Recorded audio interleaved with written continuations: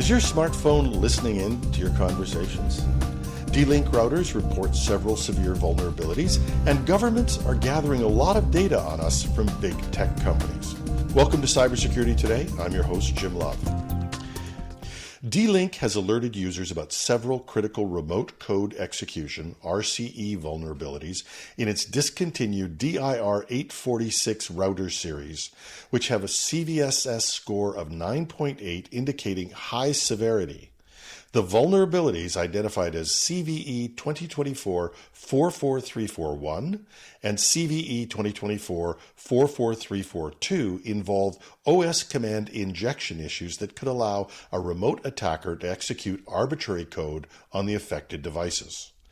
Two additional vulnerabilities, CVE 2024-41622 and CVE 2024-44340, also present high security risks with CVSS scores of 8.8. Now, these flaws enable attackers to manipulate parameters within the routers, leading to unauthorized command execution. Security researcher Yali 1002 discovered these vulnerabilities, and the issues affect parameters which can be exploited via crafted post requests or by an authenticated attacker. Given that the DIR846 routers are end of life and no longer receive support, D-Link recommends users retire and replace these devices to prevent potential security breaches. The situation underscores the importance of regular hardware updates and the risks associated with using outdated network equipment, but the warning comes as part of a broader context where routers are increasingly targeted by cybercriminals and botnet operators. Earlier in the year, another critical vulnerability, CVE 2024-0769, was discovered in the D-Link DIR859 routers, which also had reached end of life and were not updated to fix the flaw. Reports that we've read indicate that most of these devices were sold overseas, but given the severity, it may be wise to check if you have these in use anywhere in your organization. We've done a number of stories on the amount of data that large tech companies are collecting on us from our internet and social media usage. But it turns out that governments are also gathering the same data on us from these tech companies. There is, according to a recent study from Surfshark, a cybersecurity company, an increasing number of requests for user data from major tech companies made by governments. That study shows the scale and scope of these requests over the past decade. From 2013 to 2022, government agencies worldwide requested data from nearly 9 million user accounts across Apple, Google, Meta, formerly Facebook, and Microsoft. The United States leads the pack in data requests with a staggering 3.3 million accounts requested over that decade. To make comparison easier, the report expresses the number in terms of the number of requests per 100,000 people in a country's population. And when you put it that way, the U.S. government requests information on 989 accounts per 100,000 people, or if you prefer, 1 in 100 U.S. residents. That's 9 times the global average. Following the U.S. are Germany and the United Kingdom with 850 and 453 accounts requested per 100,000 people, respectively. The good news for Canadians is that we're number 27 on the world list, with a mere 145 requests per 100,000 people, or about 6 times less likely to request information on us. Still, the trend is clearly on the rise. In 2022 alone, the report notes a 38% increase in requests compared to the previous year. In fact, the number of accounts requested has increased more than 8 times since 2013. Now, how are the tech companies responding to these requests?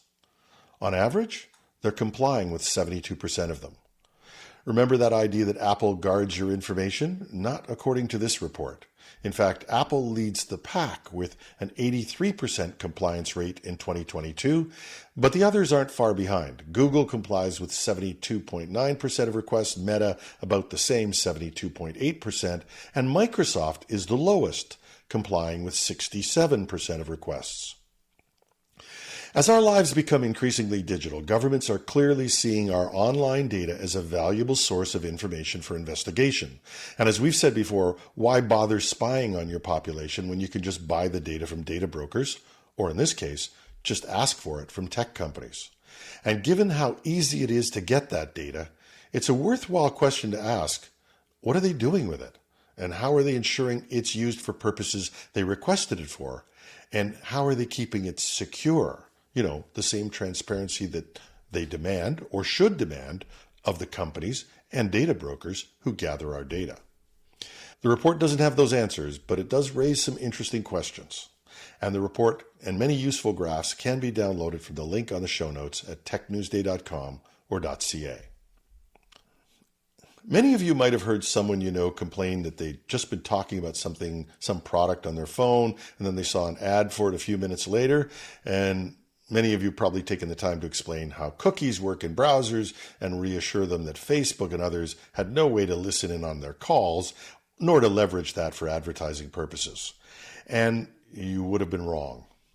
404 Media reports that documents leaked to it reveal that one of Facebook's advertising partners, Cox Media Group, has reportedly used what they term active listening software that leverages smartphone microphones to capture real-time audio data from people's conversations.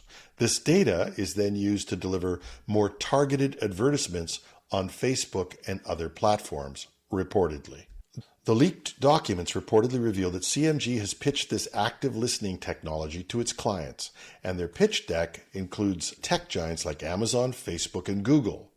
The ability to eavesdrop on people's private conversations and use that information for advertising purposes raises some major privacy concerns.